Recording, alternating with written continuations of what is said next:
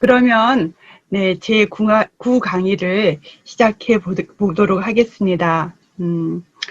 지난 시간에 이제 향심 기도에 대해서 뒷부분에 말씀을 드리고 이제 그 향심 기도를 구체적으로 어떻게 하는지에 대해서는 여러분들께 말씀을 이제 이렇게 못 드렸어요. 그래서 오늘 그 부분부터 말씀을 드리도록 하겠습니다. 아마 향심 기도 제 강의를 듣는 분 중에는 향심 기도 전문가도 계시고 또 향심 기도를 지도하시는 분도 계시고 또 향심 기도를 직접 지금 자신의 그 기도 생활 안에서 지금 계속 해오던 분들도 계시고 그래서 그냥 아시는 분들은 그냥 또 다시 복습한다 이제 이런 느낌을 가지시면 될 것 같습니다. 일단 먼저 시작하기 전에 이제 관상이라는 표현과 관상 기도라는 표현이 있죠. 자, 어떨 것 같습니까? 두 개가 같은가요? 다른가요? 관상, 그다음에 관상 기도. 예.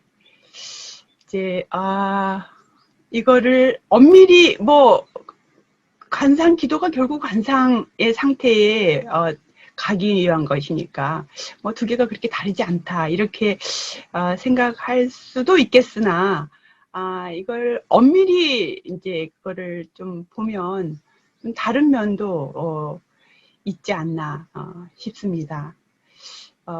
이제 그 신학자 라킨이라는 분은 관상 기도는 관상으로 나아가는 이제 길이고 관상은 그 관상 기도를 통해서 도달하게 되는 최종 목표? 그렇게 그 목표라는 표현을 썼어요. 근데 여러분들이 이제 렉시오 디비나를 이제 이렇게 하게 되면 그 렉시오를 하고 그 다음에 메디타티오를 하고 이제 처음에 거룩한 독서, 그 다음에 묵상, 그 다음에 오라티오 그것에 따른 아주 기도를 이렇게 드리게 되죠. 그 다음에 그것이 무르익으면 자연스럽게 이제 관상으로 나아가게 되는 컨템플라티오에 들어가게 되는 이런 4단계로 이렇게 렉시오 디비나는 이제 이야기를 하고 있습니다. 근데 꼭 이제 렉시오 디비나를 물론 이제 가톨릭 교회 그리스도교 전통 안에 이렇게 전수되어 내려오는 그런 관상 기도는 여러 가지 지난 시간 제가 말씀을 드렸습니다만 이렇게 이제 향신 기도는 사실은 이제 1960년대에 와서 아주 최근에 와서 이렇게 관상 기도가 이렇게 기도의 방법이 구체적으로 이렇게 제시되는 것이고 교회 역사 안에서는 고대 수도승 전통으로부터 이제 관상 기도를 쭉 해왔죠. 이제 다양한 기도 방법이 있었다. 이제 그런 말씀도 제가 드렸습니다. 이렇게 말씀을 암송하는 기도, 반추하는 기도, 또 다양한 이제 기도 방법들, 렉시오 디비나도 그 중에 하나이고요. 이제 그런 것들을 이렇게 다시 한번 이렇게 떠올리게 되면, 이게 이제 스콜라 철학의 영향을 받아서 이제 인간이 이제 지성과 이성을 갖고서 기도하는 묵상의 어떤 그 방법론적인 면에서 이렇게 바뀌었다는 말씀도 제가 드렸습니다. 그렇지만, 교회 전통으로 내려오는 그 기도 방법은 공통점은 아주 간단하고 단순하고 반복적이고, 네. 그런 공통점을 갖고 있다라는 것을 우리가 볼 수 있습니다. 네. 향신기도 역시 마찬가지입니다. 향신기도의 방법론적인 것은 정말 아주 단순하죠. 단순하고 그리고 반복적입니다. 네. 그래서 그런 기도가 더 깊이 들어갈수록 기도는 단순해지고 그다음에 반복해서 또 하느님께 전적으로 신뢰하고 의탁하고 그런 것이 계속 반복되는 것을 우리는 교회의 역사 안에서 다시 한번 확인하게 됩니다.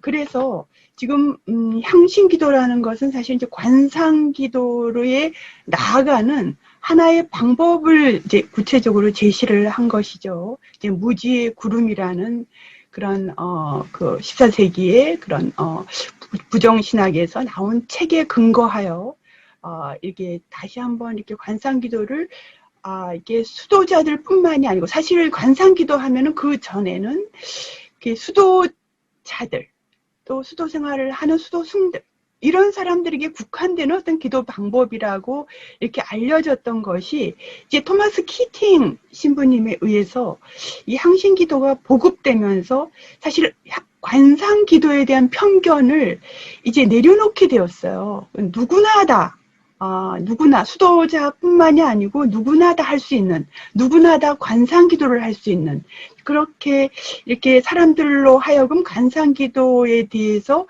이렇게 전에 가졌던 그런 선입견을 이렇게 내려놓고 이렇게 편하게 접근할 수 있는 그런 이제 길이 열린 것이죠.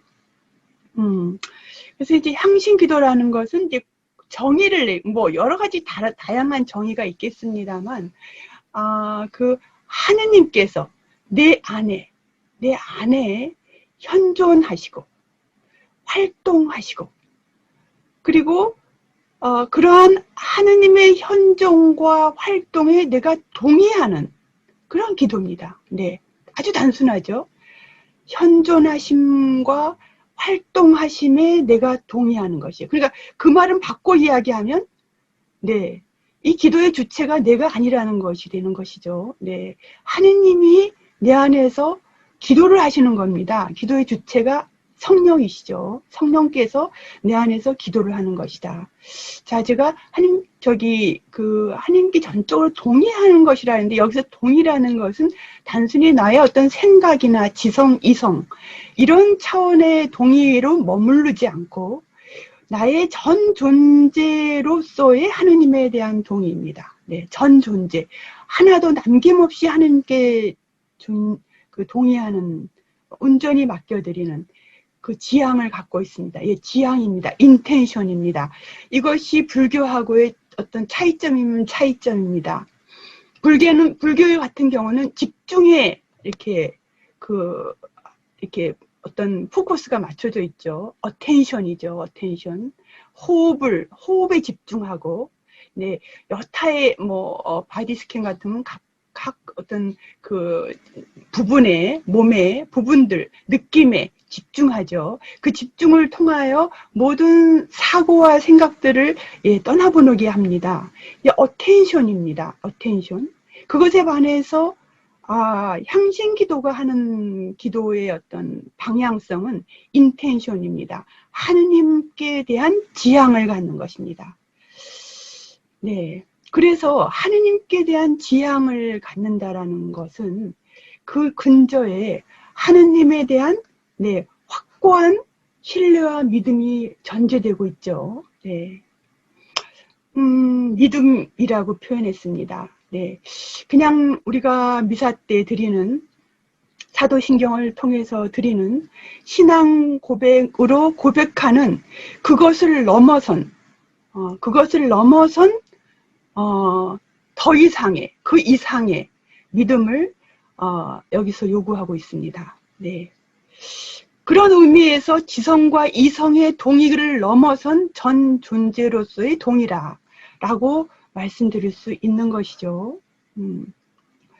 토마스 머튼은 그 하느님께, 그리고 참 나에게 도달할 수 있는 것은 이성이 아니에요. 이성으로는 하느님께 절대 도달할 수 없고 참 나도 마찬가지입니다. 네, 이제 그 외적 자아, 이제 토마스 머튼은 내적 자아와 외적 자아라는 표현을 씁니다. 이제 뒷부분에 그 부분 설명을 드릴 텐데요.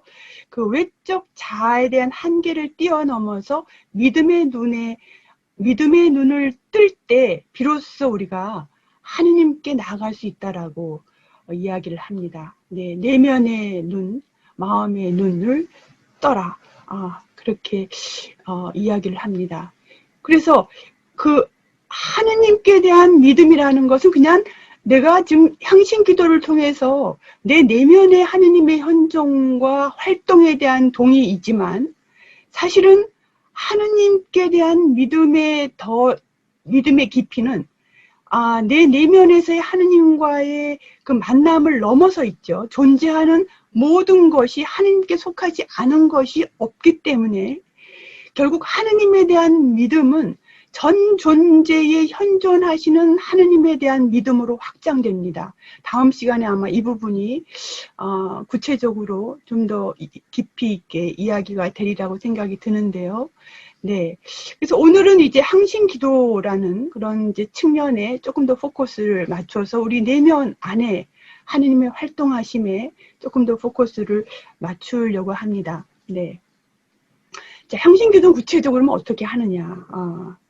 네. 이제 하느님의 현존과 활동에 동의하는 을 상징하는 거룩한 단어, sacred word를 선택하라 이렇게 하죠. 자, 이거는 이제 무지의 구름에서 그 근거가 있죠. 무지의 구름에서도 이제 무지의 구름에서는 거룩한 단어라는 표현을 쓰지 않습니다. 단어를 선택하라 이렇게 표현을 하고 있는데요. 이제 구체적으로 이제 토마스 키팅 신부님은 이거를 거룩한 단어라는 표현으로 이렇게 쓰고 있습니다.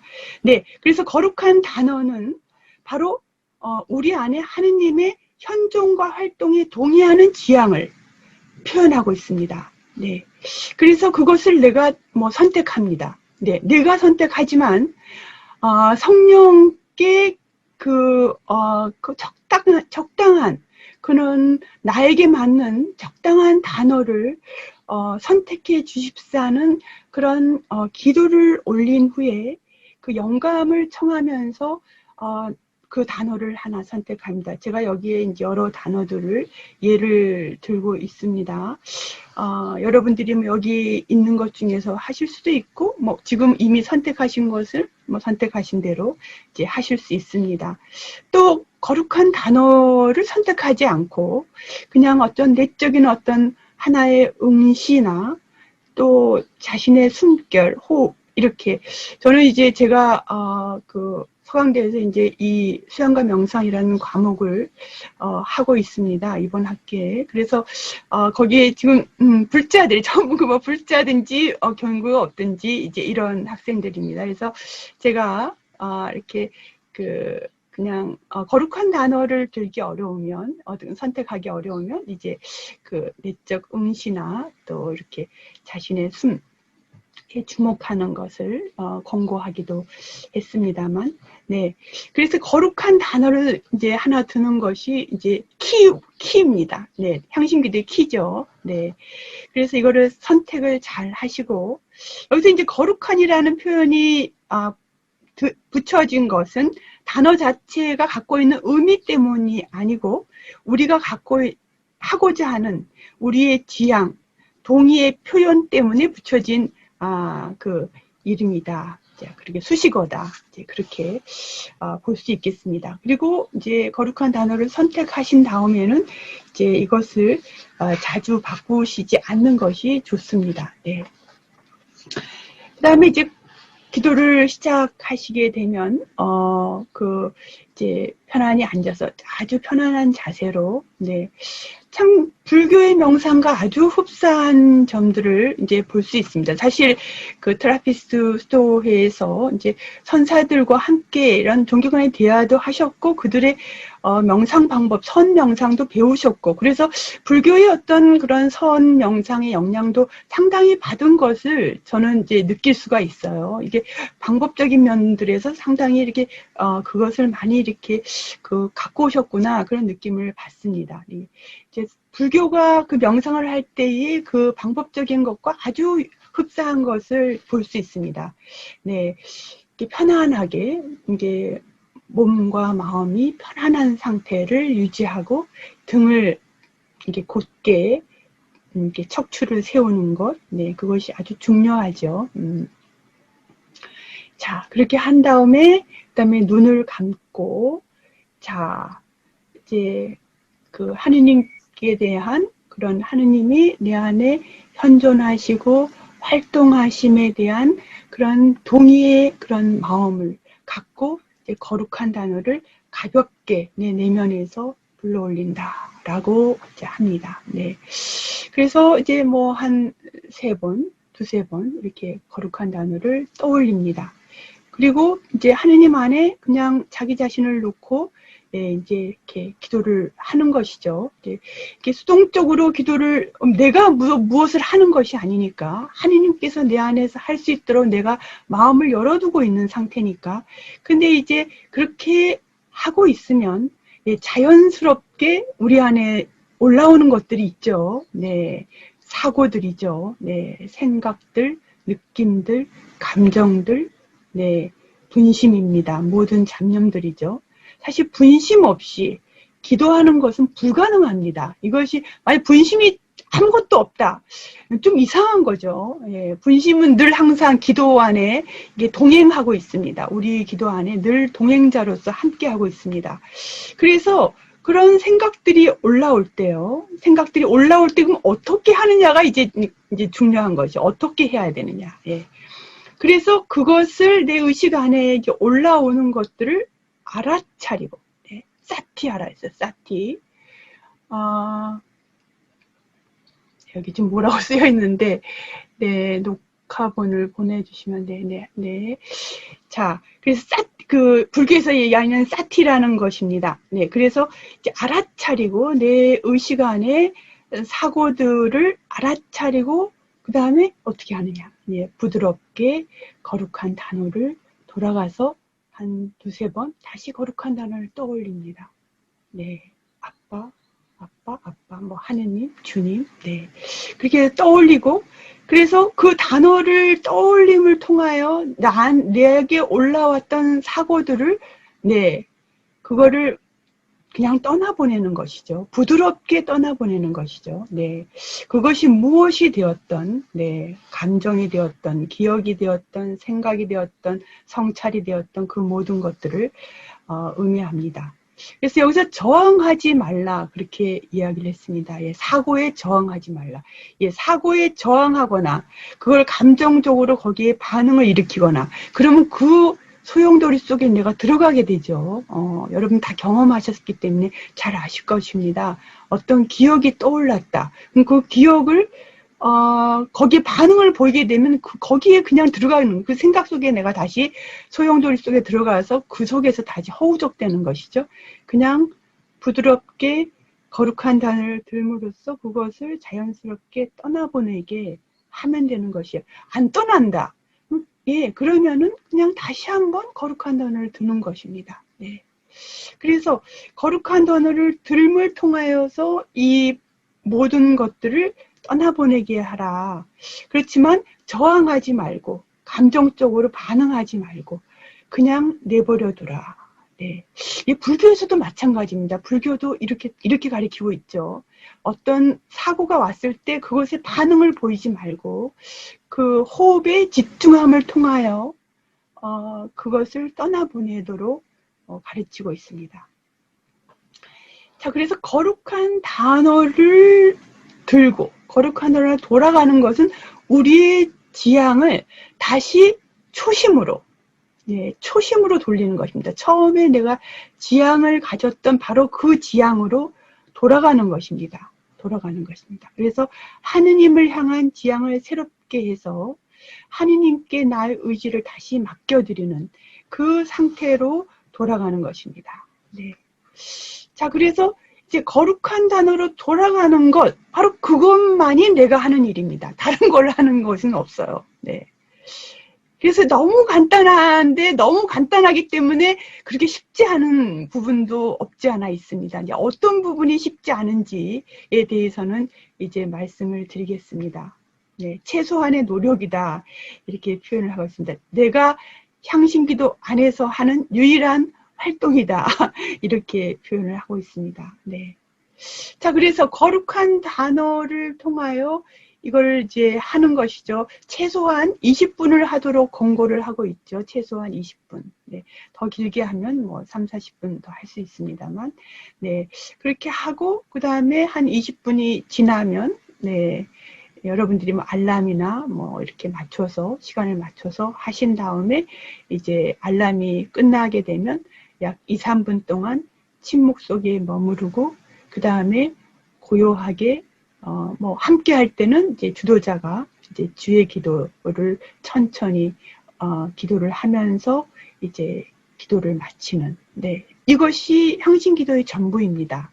네, 그래서 향신기도 안에서 이제 하는 것들이 아주 우리가 하는 활동은 아주 적은 것이죠. 네, 그만큼 이제 하느님께서 활동할 수 있도록 내가 마음을 이제 내어놓는 그런 작업이 이제 계속 강조되고 있다. 자, 그래서 결국은 이제 중요한 것은 거룩한 단어이죠. 거룩한 단어. 이제 거룩한 단어가 하는 역할에 대해서는, 예, 그거를 통하여, 네, 거룩한 단어를 반복해서 하는 것이 아니라 내가 어떤 사고가 올라올 때 거룩한 단어를 하는 것이다. 그래서 이게, 고대 수도승들이 하시던 그 말씀 암송 기도하고는 좀 차이가 있죠. 말씀 암송 기도 같은 것은 그 말씀을 계속 반복해서 반추하고 또 계속 반복해서 하지만 향신 기도에서는 그렇게 반복하는 것은 아니고, 네, 필요할 때 거룩한 단어를 든다. 자, 이렇게 말씀드립니다. 네. 자, 근데 이제 우리는 나도 모르는 사이에 하느님께 내가 맡긴다고 하지만 나도 모르는 사이에 생각이 올라오죠. 끊임없이 올라오죠. 조금 전에 있었던 또 그것이 안 좋은 어떤 상황이라면 더더욱이나 그것들이 내 상상 속에, 생각 속에, 계속 내 속에 계속 맴돌게 되지 않습니까? 네, 그렇게 됩니다. 그래서 그 하느님을 떠나 내 사고가 계속 이렇게 사고 속에 이렇게 마음이 이렇게 돌아다니는 것을 이렇게 볼 수 있어요. 네. 그랬을 때도, 네, 거룩한 단어를 들고 다시 하느님 혼전 속에 머물도록, 네, 그렇게 이제 하도록 우리에게 요청하고 있습니다. 그 무지의 구름에 보게 되면요, 이렇게 표현이 되고 있어요.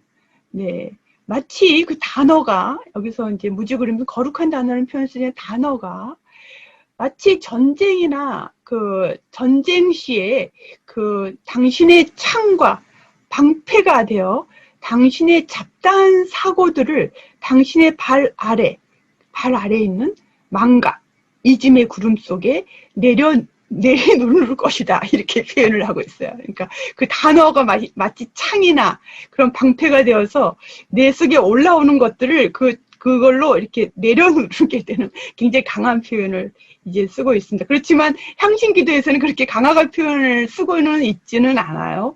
거룩한 단어를 가볍게 들고, 예, 사고를 자연스럽게 떠나보내라. 이렇게 표현을 하고 있어요. 아마 이게 불교에서 온 영향인 것 같습니다. 무지의 구름에서 영향을 받았더라면 굉장히 더 강하게 표현을 했을 것 같은데, 강하게 표현을 하지 않고, 네, 가볍게, 부드럽게 거룩한 단어를 들도록 요청을 하고 있습니다. 어떠한 생각에도 저항하지 말고, 이렇게 어떠한 사고에도, 생각에도 붙잡아 두지 말라. 감정적으로 반응하지 말라. 자, 이런 겁니다. 그래서 거룩한 단어는 마치 방향키와 같다. 그 다음에, 항해할 때 그 배의 돛의 역할이라든지, 뭐, 다양한 표현들을 씁니다. 거룩한 단어에 대해서요. 또, 여러분들이 여행을 갈 때, 이제, 어디 휴게소에 들리게 되면, 네, 휴게소에서, 네, 어디를 가게 되지 않습니까? 그럼 어디를, 갈 때, 무엇을 봅니까? 표지판을 보죠. 예, 저기구나. 예, 저기가 화장실이구나. 라고 보고, 네, 거기를 가지 않습니까? 네, 그렇지만 표지판의 역할, 네, 다양한 방향키의 역할. 이것이 바로 거룩한 단어가 하는 것이다. 네. 자, 그러면, 이제 문제는 사고들입니다. 예, 사고들. 네, 사고들에 대해서 무지의 구름에서는 악한 사고는 물론이고, 선한 생각까지도 버리라. 이렇게 표현하고, 또 마이스터 에카르트는 하느님의 뜻을 행하고자 하는 욕구까지 끊어라. 라고 이야기를 합니다. 네. 그래서 이제 불교 명상도, 불교 명상이 여러분들, 제가 5가지 장애에 대해서, 말씀드린 거 기억하시나요? 네, 첫 번째 장애가 어떤 장애였습니까? 혹시 기억하시나요? 네, 감각적 욕망이었다. 감각적 욕망. 감각적 욕망. 네, 감각적 욕망이라는 것은 이제 사고도 여기에 들어갑니다. 생각도 감각적 욕망이죠. 올라오는 것들이니까요. 내가 무엇을 원하는 것, 그래서 그 원하는 것이 있을 때 욕망이 올라오죠. 네. 자, 그래서 그것이 올라왔을 때, 네, 그거를 이제 생각을 내려놓으라. 이제 이렇게 이야기를 합니다. 왜냐하면 그 자체가, 원함 자체가, 사고 자체가 결국 우리에게 번뇌를 불러일으키기 때문이죠. 번뇌를 불러일으키고 괴로움의 원인이 되기 때문이다. 라고 이야기를 하고 있습니다. 스트레스를 받는 것, 여러분들 스트레스를 받는 것 대부분이 뭐 때문이죠? 예, 생각들 때문이죠. 생각들 때문에 예, 괴로운 것이죠. 네. 자, 그래서 구체적으로 그러면 사고들. 네. 첫 번째 사고는 이제 일상적인 사고들입니다. 그냥 일상 안에서 일어나는 뭐 공상, 상상, 기억, 계획, 과거에 있었던 또 미래에 이뤄질 것들. 그래서 평신기도 하는 내내 마치 바람이 불었을 때 풍선이 이렇게 둥둥 떠다니듯이 우리 내면 안에서 이렇게 둥둥 떠다니는 그런 사고들입니다. 그걸 첫 번째 사고라고 이야기하고 이거 그냥 거룩한 단어를 들고 알아차리고 거룩한 단어를 들고 떠나보내라. 이야기합니다. 지향을 새롭게 하면서 지향을 새롭게 하는 것이죠. 우리의 지향을 다시 초심으로 돌리는 것이죠. 네. 두 번째 사고는 좋은 선한 아이디어, 좋은 것들, 특별히 영적인 우리가 다 영적인 것에 목말라 있지 않습니까? 영적인 여성에서 올라오는 기가 막힌 아이디어. 예, 묵상을 하는데 기가 막힌 것이 올라왔어요. 자, 그러면 그것에 이렇게 딱 그걸 잡고 싶어 하죠. 아, 이거 내가 언제 강의할 때 이거 써먹어야 되는데. 강의하는 사람들의 그 유혹입니다. 네, 어떤 사고가 올라오게 되면, 아, 이거는 언제 이렇게 올라오는 것이죠. 네, 그런 또 과거에 대한 또 어떤 심리적인 어떤 반성들, 영감, 뭐 여러 가지 것들이 두 번째 사고에 해당됩니다. 그것에 집착하지 말고 거룩한 단어로 돌아가고 흘려보내라. 예. 끝은 결국 결론은 같습니다. 예, 거룩한 단어로 돌아가고 떠나보내라. 점점 사고는 점점 이제 그럴듯한 사고로 이제 진행이 되죠. 네. 시시한 사고보다도 그럴듯한 사고가 더 문제가 됩니다. 네. 영적인 체험, 특별히 하느님 체험. 하느님을 내가 기도 안에서 체험했다. 아, 이거 잡고 싶다. 하느님 체험 잡고 싶다. 그런 마음이 들죠. 그런 마음이 들더라도 그것도 사고이니 떠나보내라. 왜냐하면 거기에 잡혀 있게 되면 네, 그걸로 인하여 나의 그 거짓자, 이제 키팅 신부님은 거짓자라는 표현을 쓰고 토마스 모트는 외적자라는 표현을 씁니다. 외적자를 강화시키는 사고가 되기 때문이다 라는 표현을 쓰고 있는데요. 그래서 사실 우리가 영적인 것에 참 목말라 있죠. 특별히 이렇게 뭔가 여러분들이 이렇게 관상계에 대해 관심 있는 것은 영적인 것에 대한 굶주림이고 영적에 대한 것에 대한 갈증이고 목마름이지 않습니까?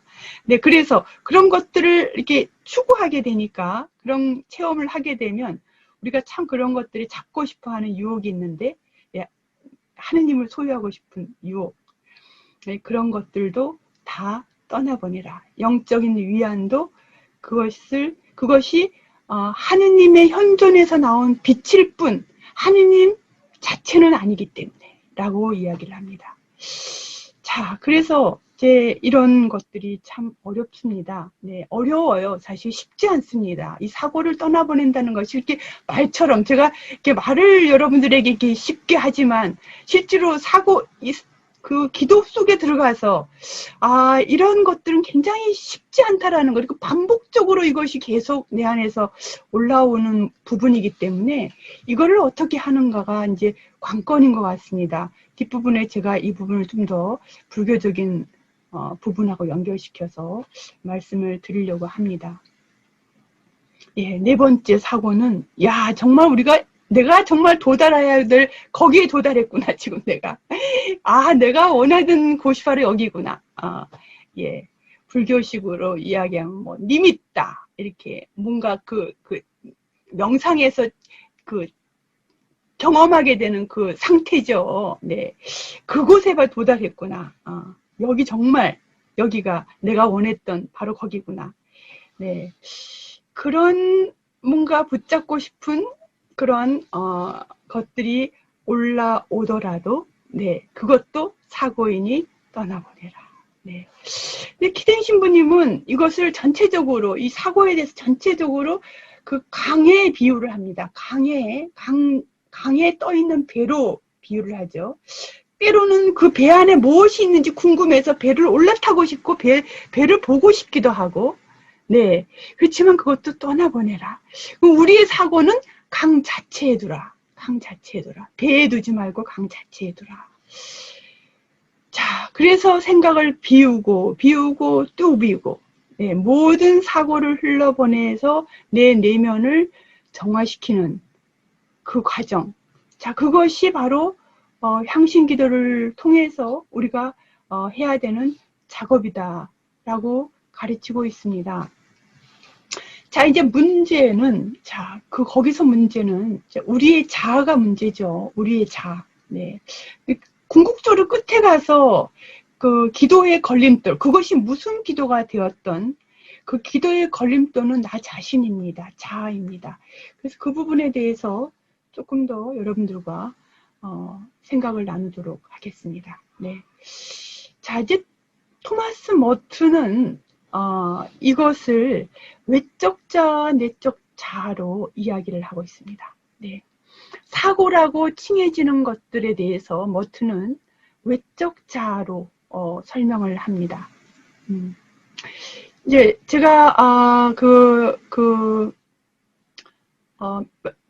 강좌 몇인지 정확히 7인가에서 그 토마스 머튼이 그 명상의 씨와 또 그것을 새롭게 개정판 새 명상의 씨 안에서 많은 자신의 생각의 변화, 의식의 변화를 이렇게 갖고 많은 부분을 수정했다는 표현, 말씀을 드렸습니다. 네. 사실 토마스 머튼의 책 중에 가장 중요한 책은 저는 새 명상의 시라고 생각합니다. 그것을, 이렇게 이 명상의 시를 수정하고 또 수정하고 계속 고치는 작업들을 통하여 자신의 사고를 이렇게 그 변화되는 사고 안에서 무엇이 이렇게 그 자기 안에서 새롭게 됐는지를 이렇게 볼 수 있어요. 두 책을 비교하게 되면요. 그래서 거기서 머튼은 명상의 시에서는 그 참자아와 거짓자아라는 심리학적인 표현을 갖고서 이렇게 관상을 제시합니다. 그런데 이것이 새 명상의 시에 오게 되면 그는 심리학적인 표현을 다 거부합니다. 네, 심리학적인 표현들을 다 거부해요. 그것이 큰 변화입니다. 머튼의 사고에서 가장 커다란 변화 중에 하나는 심리학적인 사고에 대한 그거를 내려놓는 것입니다. 네. 영성을 접근할 때 요즘 심리학적으로 많이 접근하지 않습니까? 네, 영성 심리학이라든지 심리학적으로 많이 접근합니다. 네, 물론 도움을 받기도 합니다. 전혀 도움을 받지 않은 것은 아닙니다. 그렇지만 이게 심리학이라는 것은 한계가 있다라는 것을 머튼은 깨달은 것 같습니다. 심리학은 갈 수 있는 데까지 가고 그 다음에 더 깊이까지 못 나간다는 것을 머튼이 깨달은 것 같습니다.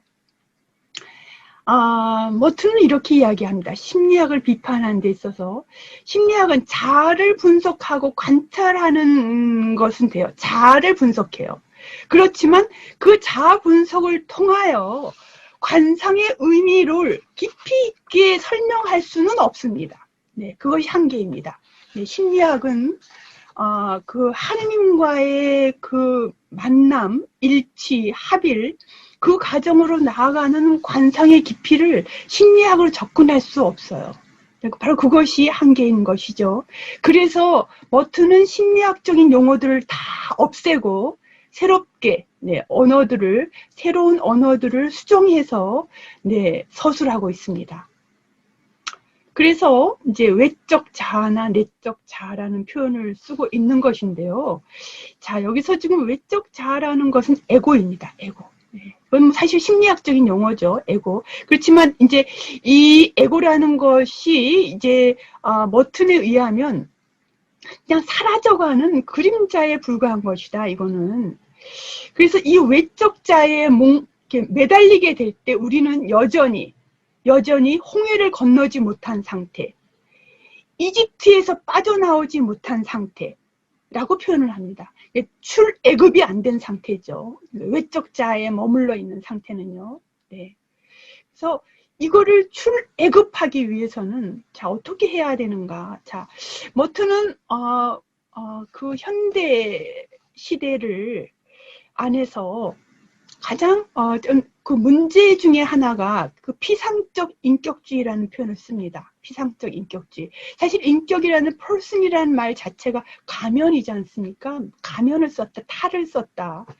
그래서 이거 피상적 인격주의라는 것은 인격을 외적 자로 보는 것입니다. 외적 자와 동일시해서 그 허구적인 외적 자를 키우는데 모든 에너지를 쓰는 것이죠. 모든 노력을 다 기울이는 것.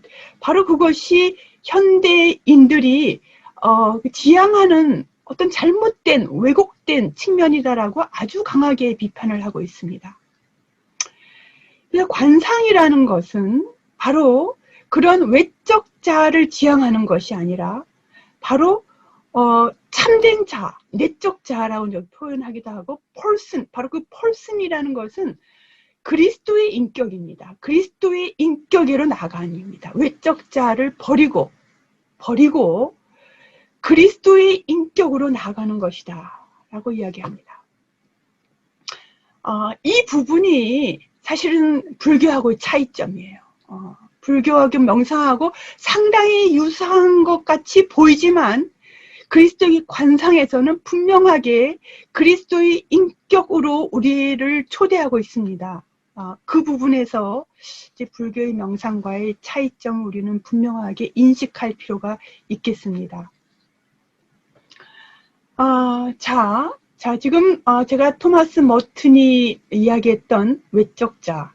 자, 지금 토마스 키팅 신부님은 여러분들이 키팅 신부님의 그 향신기도와 관련된 많은 저술들이 있지 않습니까? 뭐 키팅 신부님뿐만이 아니죠. 향신기도에 대해서 뭐 수많은 책들이 나와 있습니다. 그 책들에서는 전부 거짓자라고 표현하고 있습니다. 거짓자. 네, 심리학적인 용어를 사용하고 있는 것이죠. 네, 그렇지만 키팅 신부님은 사실은 심리학적인 측면을 그 안에 많이 수용하고 있는 것이 사실입니다만, 그럼에도 불구하고 이것을 어떻게 영적인 측면으로 접근하시려고 했는지 그 노력이 엿보입니다. 네. 그래서 그 노력의 한 면이 이제 감각의 밤과 영의 밤이라는 측면입니다. 네. 거짓자라는 것들을 어떻게 하면 그거를 다 떠나보내게 하고 다시 그 참자로 돌아가느냐의 그 측면에서 십자가의 성요한이 썼던 어두운 밤이라는 그 부분들을 갖고 오셔서 이것을 감각의 밤과 영의 밤으로 설명을 하고 있습니다. 네, 구체적으로 이제 키팅 신부님은 이 부분을 이제 우리 안에 형성된 무의식 안에 우리의 그 성장 과정 안에서 그 무의식적으로 형성된 행복을 위한 정서 프로그램이라고 표현을 하고 있죠. 뭐 생존, 안전, 애정, 존중, 권력, 통제에 대한 욕구들입니다. 그 중에서 나는 구체적으로 어떤 욕구가 더 강한지 그건 이제 자신만이 이제 계속 성찰을 통해서 이제 알 수 있는 것이죠. 그래서 나로 하여금 계속 어떤 것들을 걸려 넘어지게 하는 그 욕구가 무엇인지를 알아내고 그것이 나의 행동의 동기의 원천이 되고 그것이 또 나아가서 내가 그 일상생활을 하고 또 사람들과 사회 안에서 관계 맺고 있는 모든 그 관계망 속에 그것이 작용되기 때문에 그것이 이제 그 부분을 어떻게 우리가 정화시켜 나가야 될 것인지를 이제 그 설명을 하고 있는 것이죠. 네, 이 부분은 토마스 머튼이 얘기했던 피상적 인격주의하고도 연결됩니다. 그 부분하고 연결되는 것이죠. 네, 이 부분이 참 어려운 부분입니다. 왜냐하면 이것은 아주 어렸을 때부터 내 안에서 형성되어 왔기 때문에 그것을 나도 모르는 사이에 의식의 상태에 있지 않고 무의식의 상태에 있다가 어떤 상황을 만나게 되면 그 무의식에 있는 것들이 의식 세계로 올라오게 되고 그 반응을 보이게 되는 것이죠. 네. 그렇기 때문에 상당히 이게 쉬운 문제는 아닙니다. 어떻게 이 무의식적인 동기들로부터 자유로워지고 해방될 수 있을까?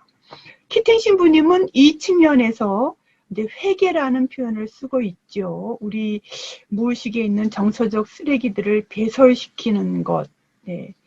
자, 감각의 밤과 영의 밤을 통하여 이것들을 배설시킨다라고 표현을 하고 있습니다.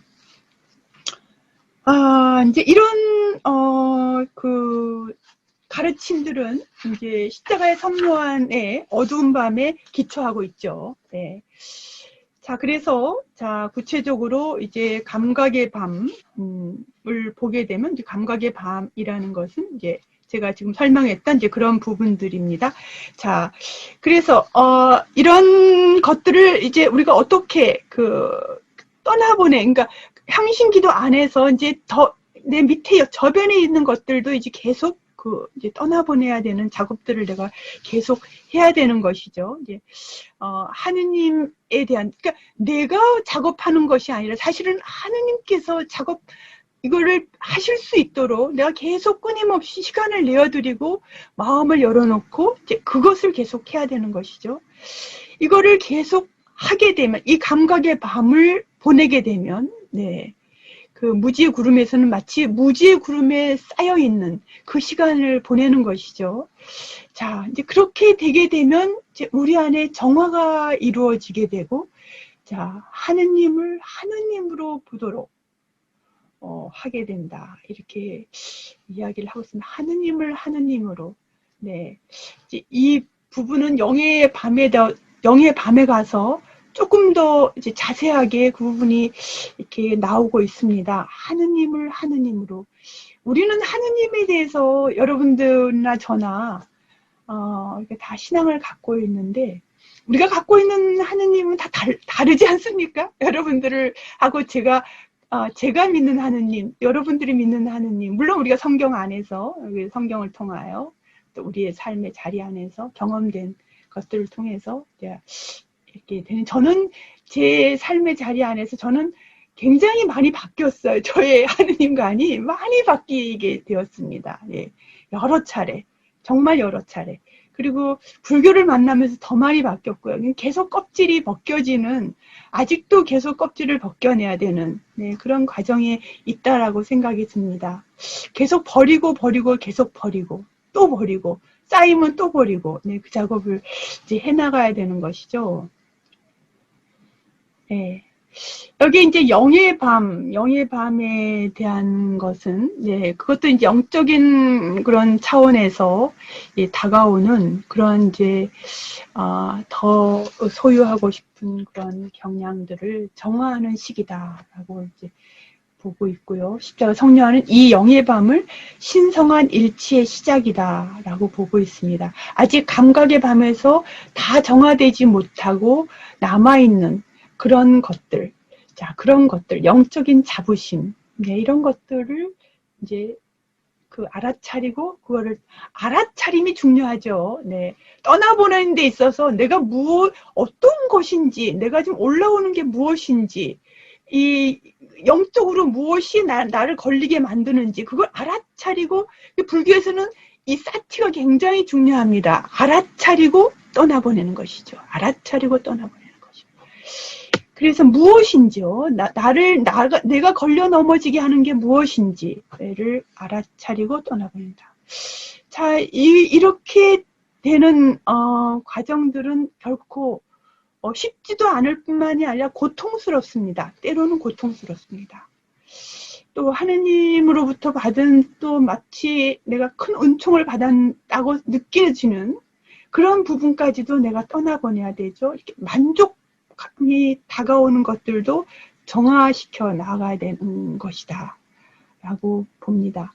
하느님을 하느님 그대로 그래서 하느님으로부터 보는 위안까지도 다 떠나보내라. 이렇게 그 영의 밤에서 오는 열매들이 많이 있죠. 여기 5가지 뭐 이렇게 쭉 서술을 하고 있는데요. 여러분들 이제 쭉 보시면은요.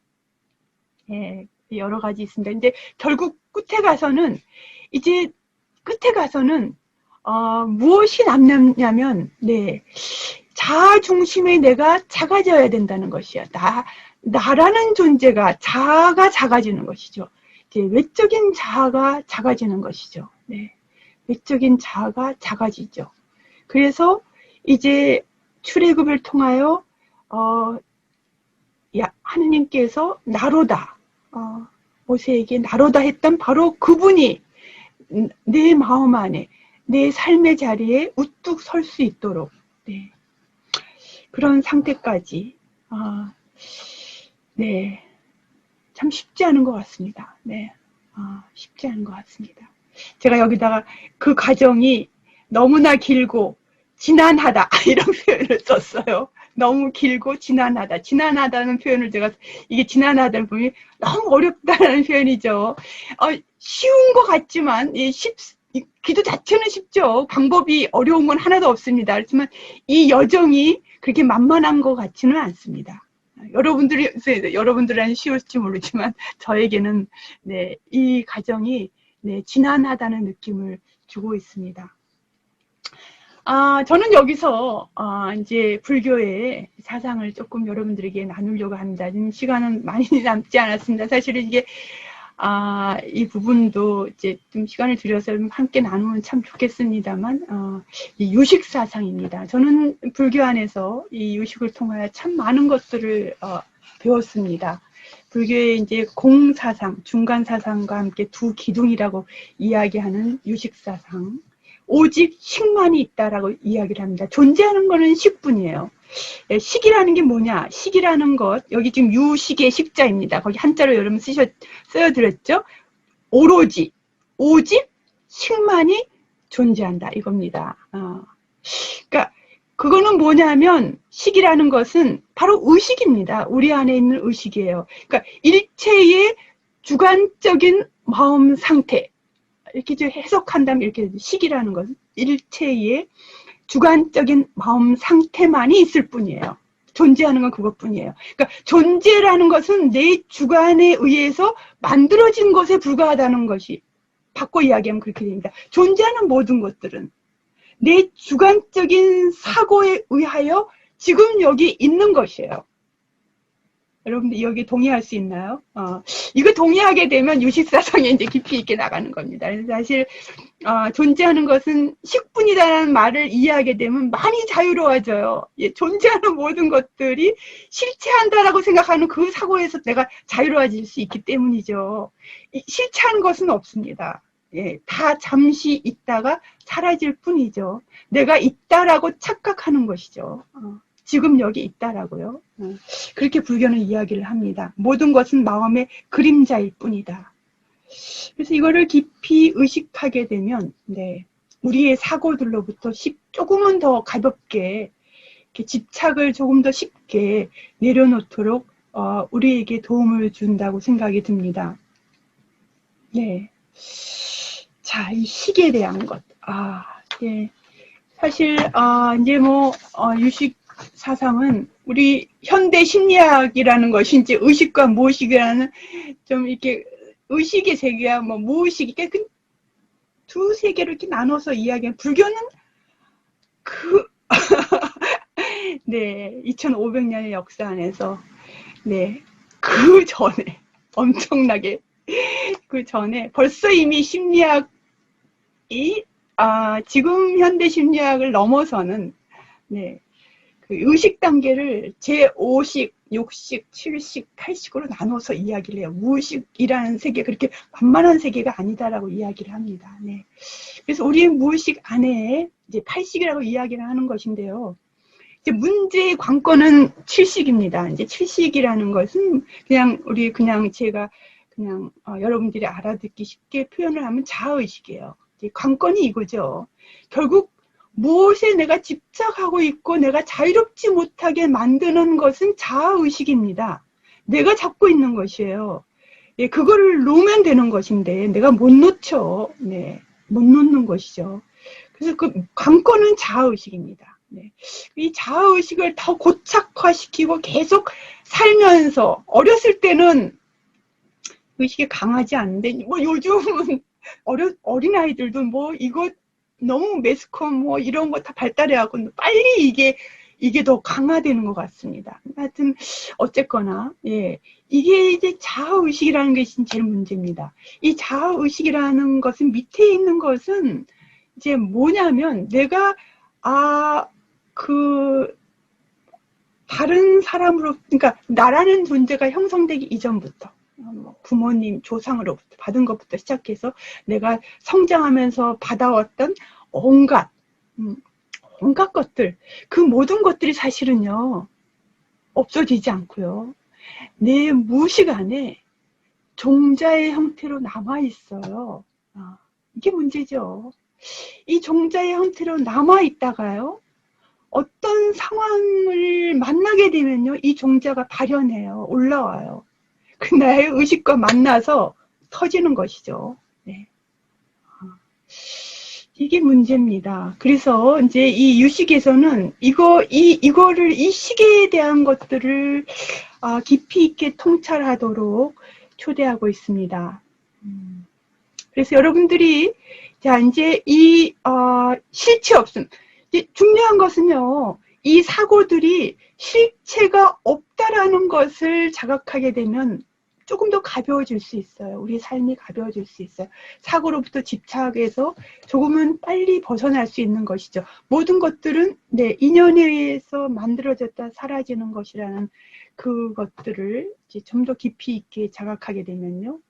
사실 키튼 신부님 향신 기도에서 하는 것도 사실은 이제 이것입니다. 근데 이제 그 메커니즘을 조금 더 내가 집착하고 있는 메커니즘에 대해서 그 근원적인 부분에서 내가 조금 더 깊이 있게 통찰할 수 있으면 조금 더 쉽게 그거를 떠나보낼 수 있도록 예, 도움을 줄 수 있지 않을까 그런 생각을 합니다. 언제 여러분들 기회가 되면 제가 이제 유식에 대한 것도 좀 더 깊이 있게 나누면 좋겠다는 생각을 하고 있습니다.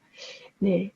자, 이제 여기서 향신 기도를 통해서 뭐 우리가 어떤 기도를 하든지 그래서 우리가 우리 안에 있는 집착들을 이제 내려놓고 떠나보내라고 하지만 네, 잘 안 될 때가 많습니다. 네, 사실이에요. 많죠. 네, 그래서 하느님 자비가 필요해요. 하느님의 자비가 필요하죠. 하느님의 자비에 의탁할 수밖에 없는 것이죠. 내가 나의 한계에 부닥쳤을 때, 내가 아무리 내 사고를 떠나보내고 또 떠나보내도 뭔가 내 안에 계속 남아있는 무엇이 있을 때, 그 하느님에 대한 그 자비에 의탁하고 맡기고, 네. 하느님에 대한 하느님을 향한 믿음, 신뢰 앞서 제가 말씀드렸습니다. 하느님을 향한 믿음과 신뢰 그리고 하느님을 향한 사랑에 대한 열의 그것을 우리가 지니고 있으면 네 우리의 문제는 많은 부분이 거기서 해결될 수 있습니다. 네. 우리의 마음이 아무리 복잡하고 아무리 얽혀 설켜 있더라도 하느님은 내 안에 계시고 틀림없이 현존하시고 그래서 하느님이 나를 내 안에 있는 그 분심의 폭풍 속에서 나를 정화시킬 수 있으시기 때문이죠. 네. 자, 여러분들과 좀 더 이야기를 하고 싶습니다만 제가 이것을 준비하면서 저 안에 정리됐던 것은 참 그리스도교는 다른 종교하고 차이점은 그냥 체험이 처음부터 끝까지 처음에서 시작되고 처음에서 끝난다라는 생각이 듭니다. 구약의 출애굽 사건으로부터 시작해서 신약에 와서 예수님의 삶, 행적, 죽음, 부활에 이르기까지요. 우리의 신앙의 핵심은 체험입니다. 체험의 바탕을 두고 있죠. 또 나의 체험도 거기에 함께요. 그 체험 안에서 하느님은 다양하게 우리에게 은총을 주고 계신다고 교회는 가르치고 있습니다. 이제 현대에 와서 많은 사람들이 교회를 떠나고 또 서구에서는 교회가 문을 많이 닫았습니다. 텅텅 비었죠. 네. 네. 하느님은 더 이상 찾지 않습니다. 네. 근대에 들어서면서 그 하느님으로부터 은총이 온다라는 것이 무너지기 시작했어요. 왜냐하면 인간의 자율성이 부각되기 시작하면서요. 하느님께 맡기기보다는 나의 자율성에 사람들이 더 포커스를 맞추면서 살아가고 있는 것이죠. 그래서 현대 그리스도교는 이 인간의 자율성이라는 것에 도전 앞에 어떻게 나의 신앙을 계속 지니고 또 회복하고 또 다른 사람들한테 이것을 전할 수 있을까? 네, 하느님에게 맡겨드리는 신앙, 그리스도교의 신앙, 하느님께 맡겨드리고 하느님께 의탁하고 할 수 있도록 우리를 계속 재촉할 수 있는 그 길이 바로 관상기도입니다. 관상기도예요. 네. 다른 어떤 여타의 기도보다도 관상기도는 우리로 하여금 그리스도의 신앙의 원초적인 면으로 우리를 가도록 원체험으로 우리가 돌아가도록 우리를 초대하고 재촉하고 있습니다. 네. 왜냐하면 죄의 뿌리를 뽑아내는 그 작업이 바로 관상기도를 통해서 이루어지기 때문이죠. 자, 그래서 관상기도라는 것을 맛들이는 것, 그것은 우리가 크리스찬으로 살아가는 데 있어서 네, 바로 크리스찬의 중심 자리에 있는 그런 기도 방법이다라는 것을 여러분들께 함께 나누고 싶습니다. 네, 하느님, 네, 우리가 참 알 수 없습니다. 알 수 없죠. 하느님이 나에게 하느님을 보여주시지 않으면 제가 하느님을 알 길이 없죠. 그래서 하느님 당신을 보여주셨죠. 예수 그리스도를 통하여 우리에게 하느님을 보여주셨습니다. 따라서 우리는 하느님을 만나는 길은 예수 그리스도를 통해서이죠. 예수 그리스도를 통해서 우리가 하느님께 나아가는데, 그래서 우리는 십자가를 바라볼 수밖에 없습니다. 네, 십자가 이에 다른 길이 없다는 그런 마음이 살면 살수록 드는 것이죠. 그 십자가 아래에서 자신을 비우고 또 비우고 그 길밖에 없다라는 생각이 듭니다. 네, 바로 그 길이 사고를 떠나보내는 길이죠. 마음을 비우는 길이죠. 예. 그 위 디오니시우스, 제가 그 첫 번째 관상기도 개론을 할 때 위 디오니시우스를 말씀을 드렸습니다. 그의 신비신학 안에 보면 위에 오르면 오를수록 계속 우리가 영성에서 위에 오르면 오를수록 우리의 사고들은 다 이렇게 가게 되고 이렇게 더 그 깊은 어둠 속에 들어가서 결국 무념의 상태에 이르게 된다. 라고 이야기를 합니다. 예. 정말 그런 것 같습니다. 우리의 사고가 복잡해지지 않고요. 사고를 더 떠나보내게 되게 되고 우리가 무념의 상태에 도달하게 된다. 그 무념의 상태에 도달했을 때 이제 하나님께 더 깊이 있게 나아갈 수 있는 것이죠. 그래서 이러한 위 디오니시우스의 가르침은 사도 바오로의 가르침과 맥을 같이 하고 있지 않나 생각이 듭니다. 나는 그리스도 때문에 모든 것을 잃었지만 그것들을 쓰레기로 여깁니다. 그로써 나는 그리스도를 얻고 그분 안에 있으려고 하는 것입니다. 예. 모든 것을 쓰레기로 버릴 수 있는 마음, 그 마음이 있을 때 그리스도를 통해서만 라는 그런 사도 바오로의 고백은 자신의 삶의 체험 안에서 나온 외침이고 고백이라고 생각이 듭니다. 우리도 같은 길을 가고 있죠. 여러분이나 나나 또 모든 크리스찬들이 다 그렇습니다. 그래서 이 하느님이 우리에게 분명하게 제시해 주고 계시는 예수 그리스도의 제자됨의 길을 우리는 관상기도를 통해서 한 발자국 한 발자국 지난한 과정이지만 한 발자국 한 발자국 더 깊이 나아가고 나를 비우고 정화시켜서 하느님을 참 하느님이 하느님이심을 내가 고백하는 그런 신앙이 됐으면 하는 바람을 가지면서 이 강의를 마감하려고 합니다. 네,